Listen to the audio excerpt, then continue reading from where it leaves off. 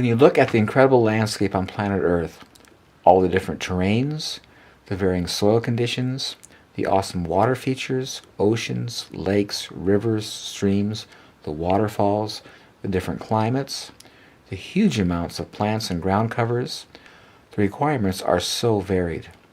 Can one fathom how big a project that was? When God designed the landscape project for planet Earth, he was so genius, he designed it in such a way he would never have to show up to work. It is completely self-sustained.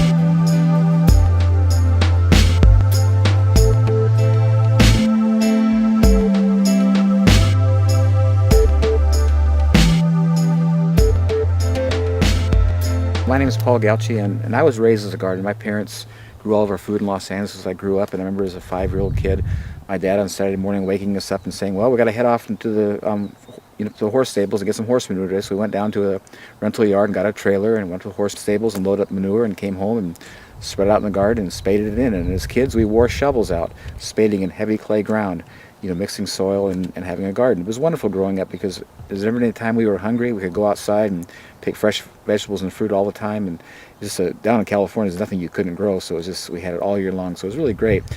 And so as I started to, grow up and I got married and I had some children and I decided, Los Angeles was no longer a place fit for human habitation as far as I was concerned. It was getting really crowded and smoggy and just not safe. And so I thought I want to move to a place where I can continue to do this and grow fresh food for my family, have clean water, clean air.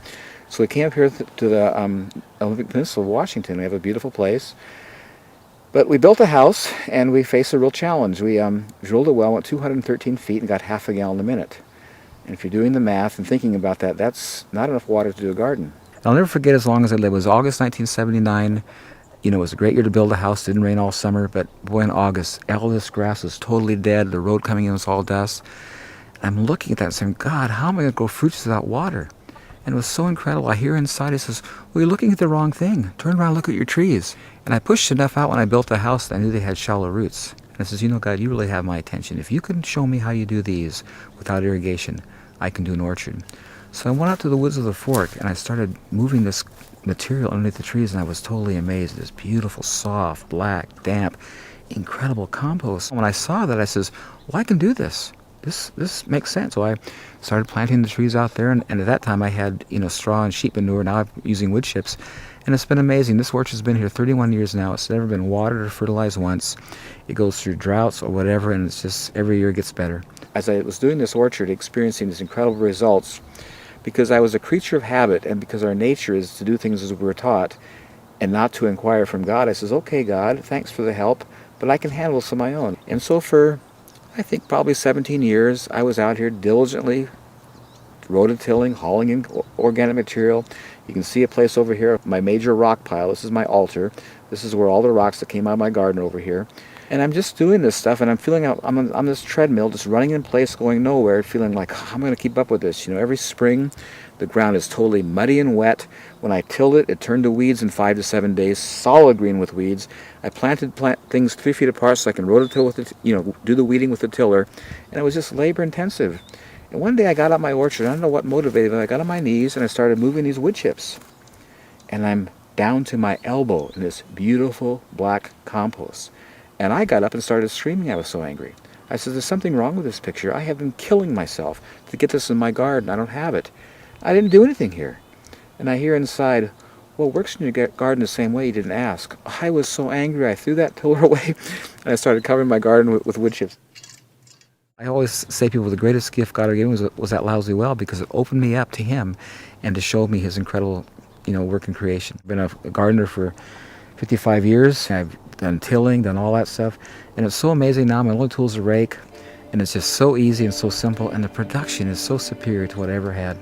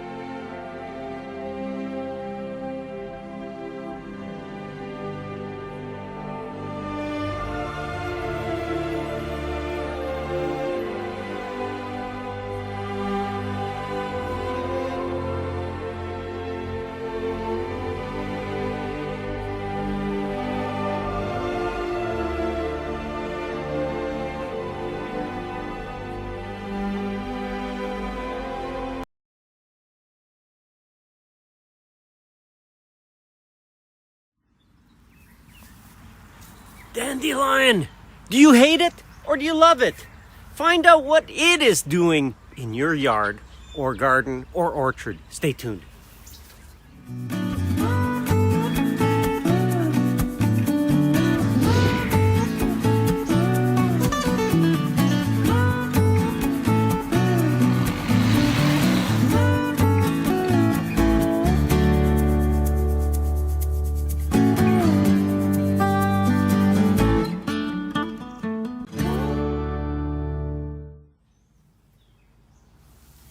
So dandelions. I saw this week a father showing his son how to pull out and weed dandelion and how to throw it in the garbage. And I thought, Wow. is that your situation? Are you passing on the knowledge of how to destroy this plant to your kids? And if so, okay, but let me give you some reasons. You may hate dandelion. You say, yeah, I hate it. And, I keep getting rid of it. You know what dandelion's actually doing in your yard? And why you have it? Or why you have a lot or you don't have hardly any? That's what we'll look at. If you have some dandelions, it's really a very useful indicator plant. You see, we got a little bit of dandelion here. And it's showing you a few things. The first one that you'll usually see dandelion associated with is your soil is compacted. It's pressed down. It's packed tight. And so dandelion, have you ever weeded dandelion? You know that big taproot?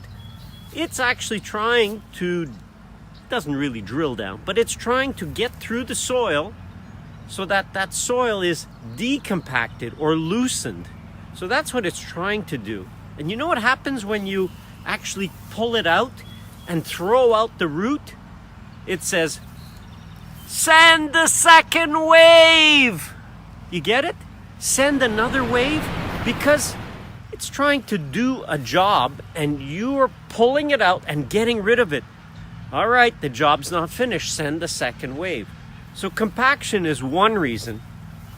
Another reason you get it, and one of the reasons we get it here a little bit still, this is nothing. I'll show you a picture of what it looked like when we bought this place. And it was, if you bent down like this, all you would see across the orchard was yellow. You wouldn't even see green.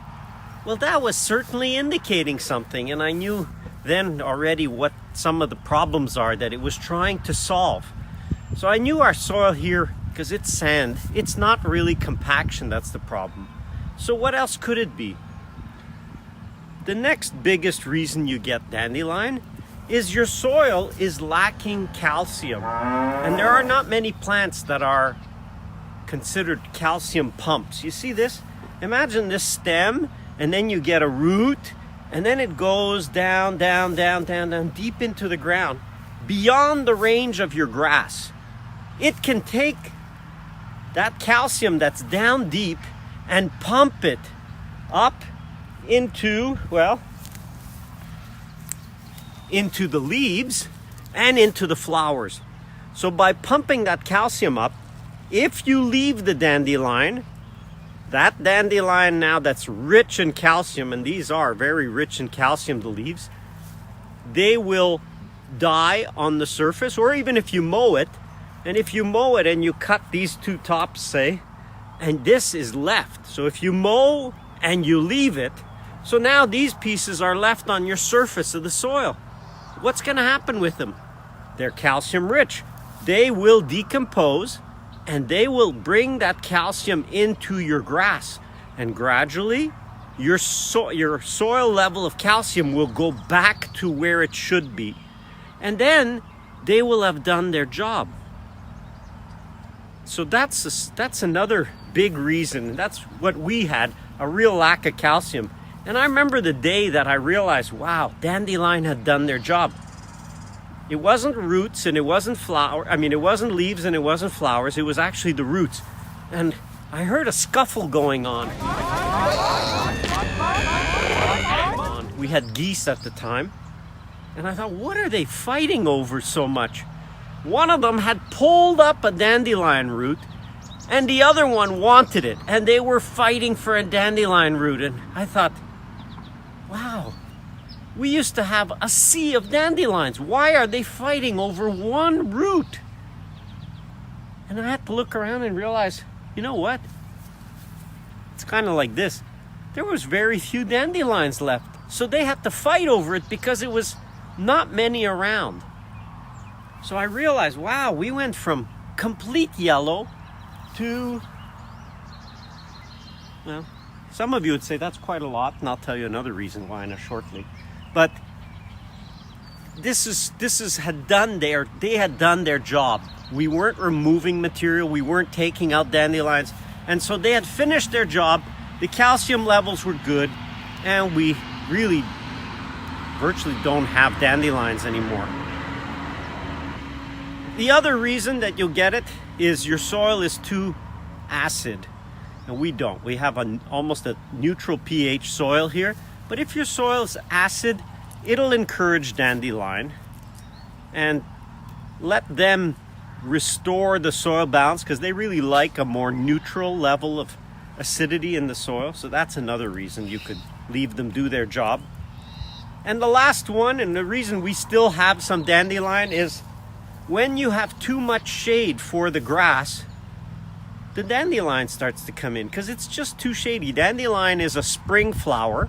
It grows a lot in the spring, takes advantage of the sun. You see the leaves have just started to come in on the fruit trees. And up until now, the dandelion have been pumping away and building up their reserves. So because they're a spring plant, they use their energy, and now they're not really growing much. So they're done for the season until the fall, and they'll grow back more leaves in the fall. So they can grow where the grass can't grow. Grass needs at least 8 hours of full sun. And so now in here, because we've got taller trees, we have a little too much shade for some of the grass, and it thins out, and the dandelion can grow.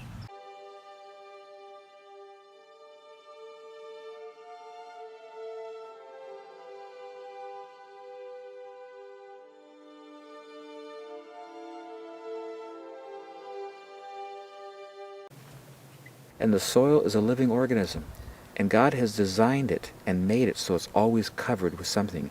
And when you take the cover off, it becomes vulnerable and it gets lost. And this is the thing that amazes me about us as intelligent human beings, how we don't see it, because we've been experiencing it for thousands of years in a negative way.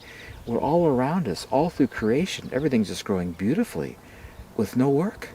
And we work hard to fail. When we came to the Midwest here 200 years ago, there was 8 to 12 feet of beautiful topsoil. I mean, gorgeous stuff. And if you've ever flown across the Midwest, you look down at the ground, it's almost scary. It's just parched, cracked, hard, totally desolate, almost looks like desert. There's 8 inches of topsoil today because it's all blown and washed away, and they're still cultivating.